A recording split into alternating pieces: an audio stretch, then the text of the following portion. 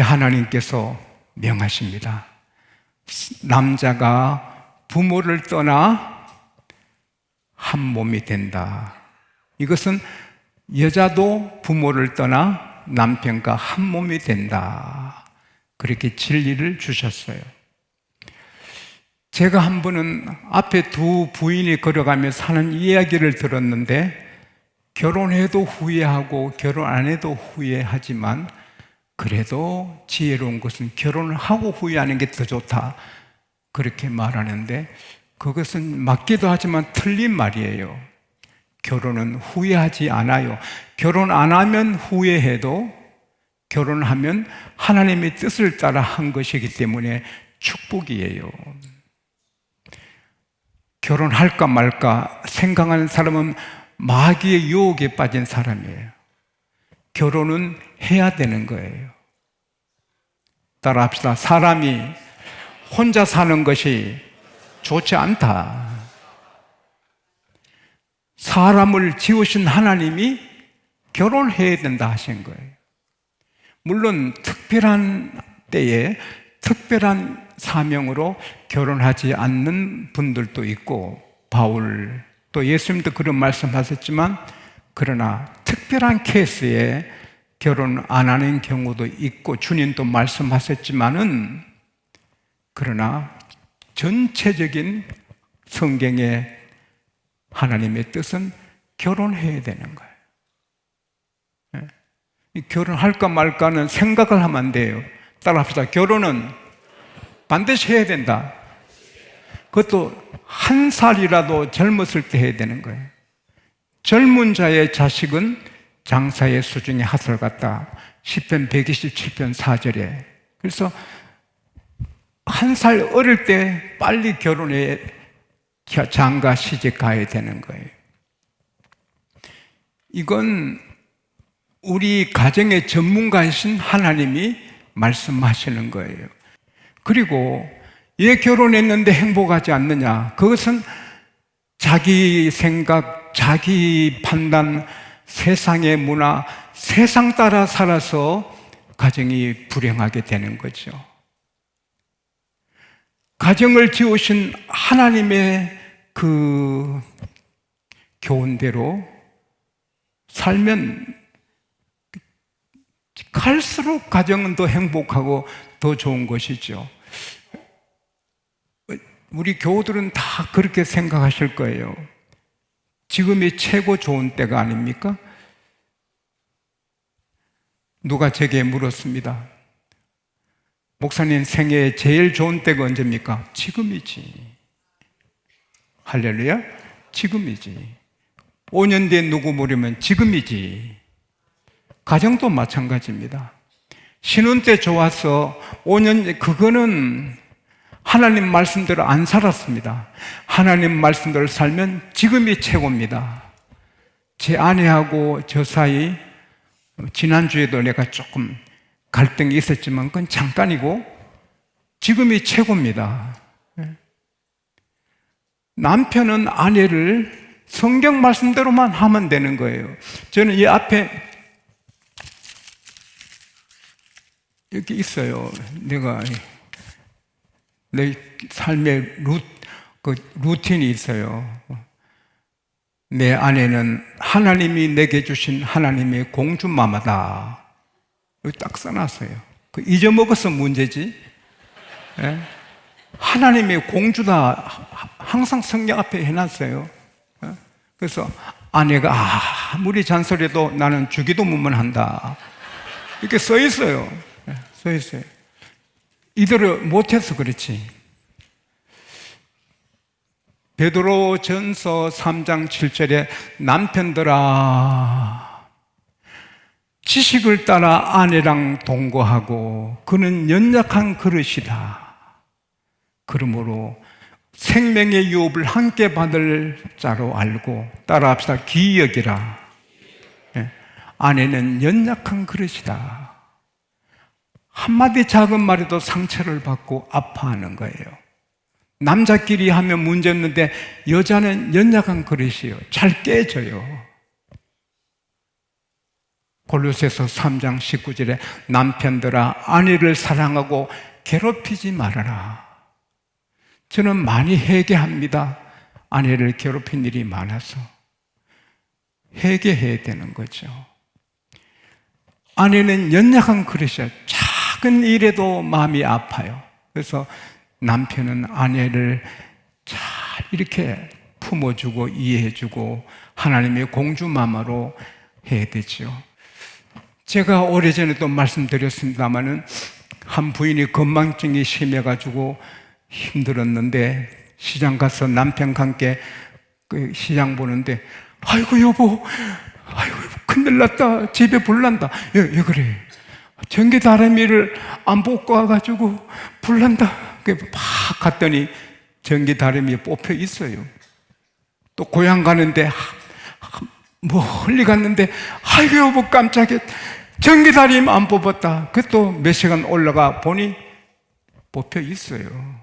한 번은 여행길에 먼 길 갔는데 또 아내가 아이고 아무리 생각해도 전기 다리미 안 뽑았다고 막 그러니까 남편이 차를 길가에 세우더니 트렁크 열어가지고 전기 다리미 갖고 왔다고. 그 남편 대단하죠. 우리 여기 남자들 학생들도 남편 됩니다. 우리 문철 장면도 그렇게 되시고 아내가 건망증이 있는데 병인데 어떻게 해요? 다 품어주는 남편 될 수 있기를 축복합니다. 아내는 골로새서 3장 18절에 아내들아 남편에게 복종하라. 이것이 마땅하니라 했어요. 아내는 남편에게 복종을 해야 돼요. 무슨 말하면 자기 뜻하고 안 맞아도 이해하고 복종을 해야 돼요. 남편이 무슨 말하면 들은 짓도 많지. 지 멋대로 하는 거. 그거는 마귀한테 순종하는 거예요. 마귀한테 순종하는 거예요. 마귀를 섬기는 거예요. 그러니까 가정이 아프고 다투고 깨어지는 거죠. 남편이 말 안 되는 말을 해도 이럴 때 그 집이 되는 거예요. 에베소서 5장 22절에 아내들아 남편에게 순종하기를 죽게 하듯 하라. 아내들이요 남편을 예수님이라 생각해야 기독교 가정이에요. 남편이 부족해도 성경 말씀에 예수님이라 여기라는 거예요. 그럴 때 어떻게 다투겠어요? 예수님인데요. 근데 가정은 이렇게 남편 아내도 잘해야지만 그보다 어떤 면에서 더 중요한 것은 시어머니 며느리 관계예요. 흔히들 시어머니 며느리는 주님 오실 때까지 갈등 관계다. 무덤에 들어갈 때까지 갈등 관계다. 그러는데 그건 마귀의 말일 수 있어요. 성경은 아니거든요. 성경은 아브라함도 결혼했어요. 이삭도 결혼했어요. 야곱도 결혼했어요. 유다도 요셉도 다윗도 다 결혼했어요. 하나님이 너무 이뻐서 죽음을 경험하지 않는 에녹도 하나님이 데려가셨지만 죽지도 않고, 그러나 에녹도 결혼해서 계속 자녀를 낳았어요. 그리고 그들은 같이 살았거든요. 부모를 떠나 하나 된단 말은 주소가 아니고 품을 떠나는 거죠. 품을 떠나는 거. 그래서 아브라함 집에 야곱 집에 자녀들이 다 손자들이 같이 다 살잖아요. 대가족에. 근데 하나님 말씀대로 살면 시어머니도 행복하고 며느리도 행복할 수밖에 없는 거예요. 먼저 시어머니는 어떻게 해야 되느냐?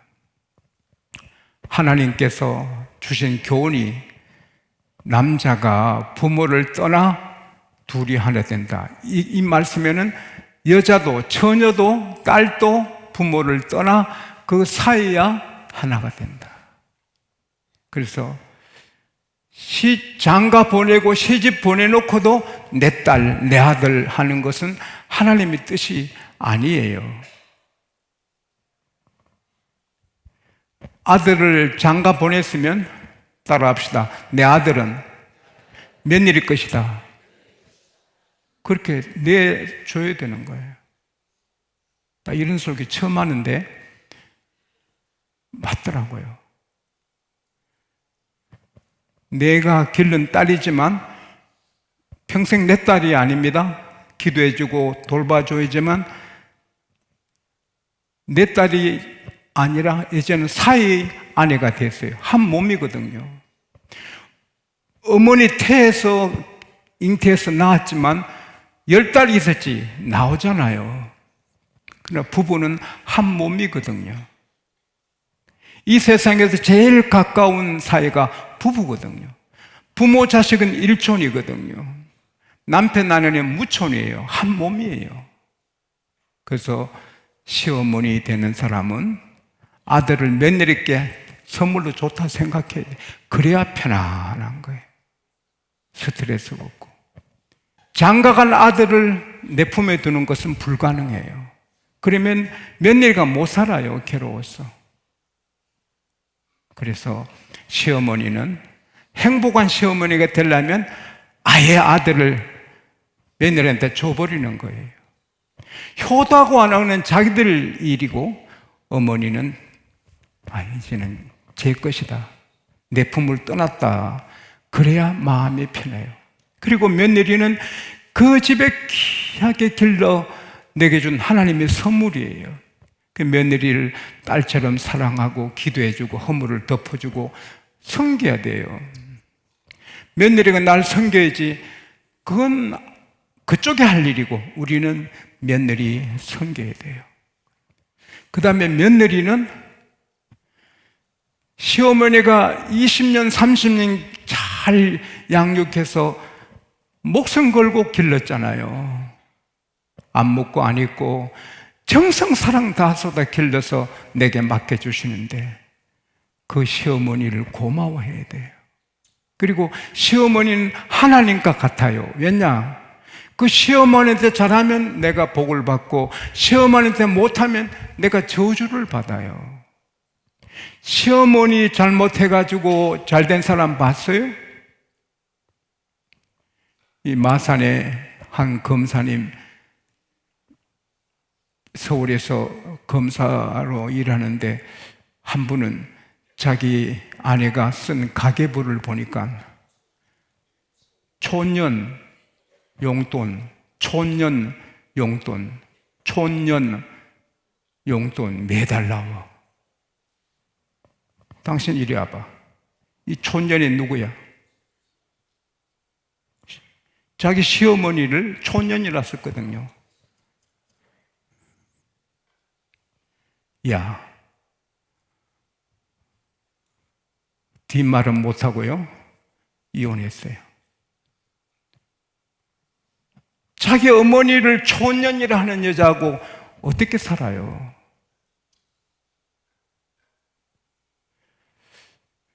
그건 자기 복을 까본 거죠. 아내는 3번 되면 바꿔도 어머니는 못 바꿔. 어머니는 바꿀 수 없잖아요.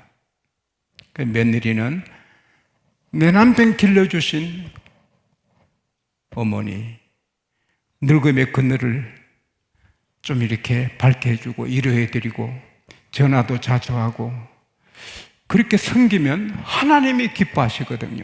골로새서 3장 20절에 자녀들아 모든 일에 부모에게 순종하라.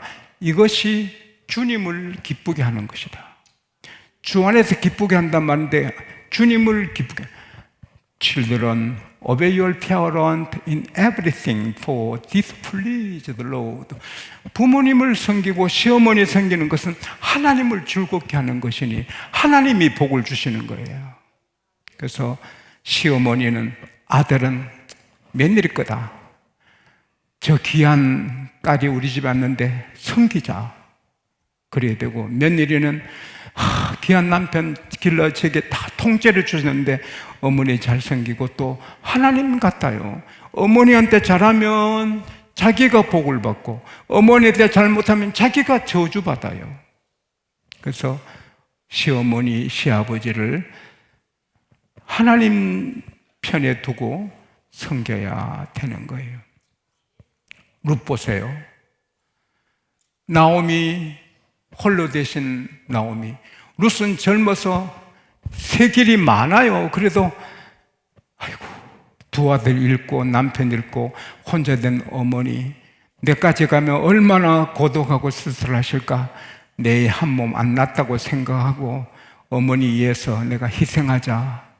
그래서 계속 곡식도 줍고 이삭도 줍고 어머니께 효도를 하니 하나님께서 길 열어주셔서 멋진 보아스하고 결혼시켜 주시고 거기서 애를 낳잖아요. 그 애도 이제는 나오미 품에 안겨주잖아요. 그러니까 룻기 4장 14절에서 17절에 보면은 베들레헴의 모든 여성들이 찬송하리로다.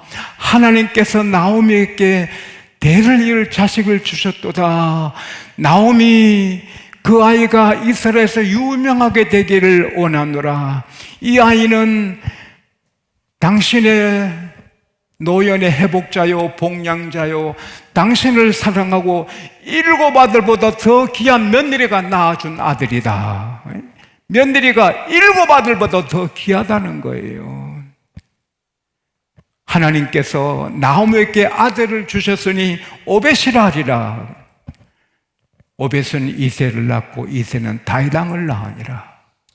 결국 룻은 자기 어머니 희생하니까 좋은 남편도 주시고 그 후손이 왕이 되고 자기는 증조 할머니가 돼, 왕이. 그리고 마태복음 1장 4절 5절에 보면 살모는 나아베께서 보아스를 낳고 보아스는 누세께서 오벳을 낳고 오벳은 이새를 낳고 이새는 다윗왕을 낳으니라. 시어머니를 극진히 섬기니까 최고 행복한 며느리가 되잖아요. 시어머니 나는 안 모셔. 난 비타민C도 안 먹어. C자 붙어서. 그런 여자는 복을 받을 수 없어요. 그러나 성경대로 시어머니는 아들을 다 던져주고 며느리는 하나님처럼 시어머니 받들면 행복한 시어머니, 행복한 며느리 되는 것입니다. 시어머니, 며느리가 서로 다투고 이러면 아들은 중간에 샌드위치가 돼서 고통당하고 병들고 암 걸립니다.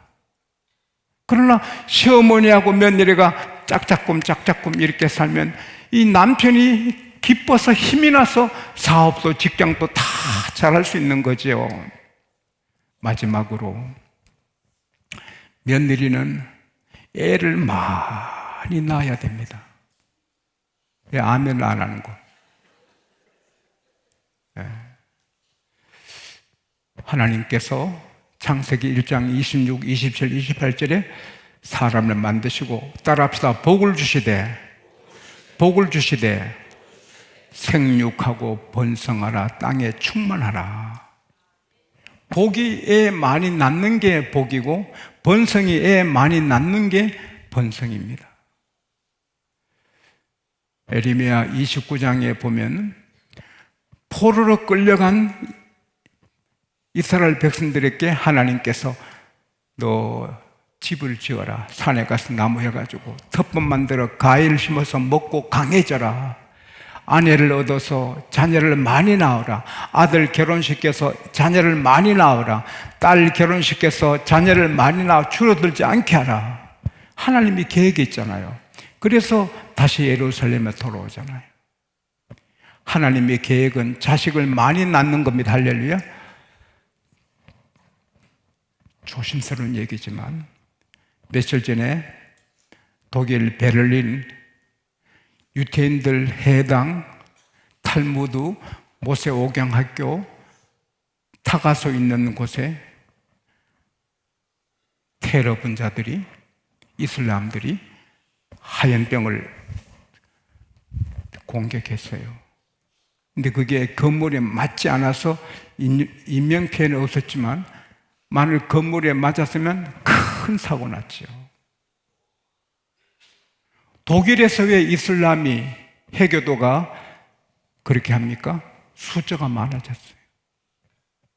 독일에는 직장 때문에, 공장의 노동자 때문에 할 수 없이 이슬람들을 많이 받아들였는데 그들이 때가 되니까 테러하는 거예요. 한국에도 우리 법무부의 보고에 보면 이집트에서 모슬렘들이 2,886명, 시리아에서 1,490명, 터키에서 1,303명, 이란에서 1,053명, 모로코에서 1,043명, 사우디아라비아에서 995명, 이렇게 세계에서 몰려온 모슬렘이 20만이 넘어요. 그들이 전도해서 한국과 합하면 30만에 육박해요. 이제 모슬렘이 조금 많아지면 서울에 어디에 테러할 수 있습니다. 통계가 있거든요. 어느 숫자가 되면 이들이 결집하는 겁니다. 지금 계속 모슬렘이 오고 있습니다. 공장은 돌아가는데 일꾼이 없어.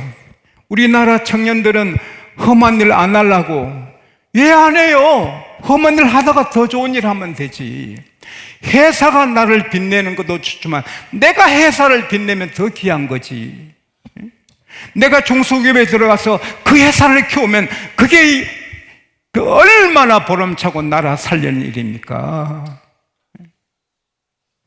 얼마나 그게 더 좋습니까? 일이 없으면 험한 일도 해야죠. 모세가 양도 치는데 근데 일을 안 하니까 우리 교회 한 가정에도 그 사업을 하는데 사람이 없어서 야단이 사람이 없어서 계속해서 해외에서 데려가는데 다 모슬렘이죠. 이렇게 나가면 이제 몇 년 안 가서 모슬렘 숫자가 딱 차면 공격 테러가 나오는 거죠. 모슬렘 시장이 나오고 국회의원이 나오고 그러면 불안한 나라가 되는 거죠. 그거 막는 길은 애를 많이 낳아야 되는 거예요. 우리 청년들 우선 일을 해야 되죠. 아무리 대기업 아니라도 중소기업 가서 일을 해야죠. 일을 하고 그러면서 또 인도를 받고 그리고 우리 젊은 여성들은 나라를 위해서라도 빨리 결혼해서 5, 6, 7, 8 막 낳아야 되죠. 한국교회 역사의 최고 장로교회, 역사의 최고 큰 장로교회, 가장 큰 일하는 장로교회 목사님은 딸 8 낳고 그 다음에 9번째 태어난 아들로 태어난 목사님이에요. 존 웨슬리 목사님, 제 선생님은 15번째 아들이에요. 그 어머니 수산나가 15번째 웨슬리를 낳았어요. 만약에 15 안 낳았으면 웨슬리 없지요. 많이 낳아야 돼요. 시어머니도 낳아야 돼요. 할 수 있으면. 뭐 며느리 애 안 들어서서 기도받았는데 며느리보다 시어머니가 아멘 해서 시어머니 애 가졌다는데 따라합시다. 낳자. 계속 낳자. 이건 하나님의 음성입니다. 그리고 이 나라가 테러가 없어야 돼요. 교회가 일어나야 돼요.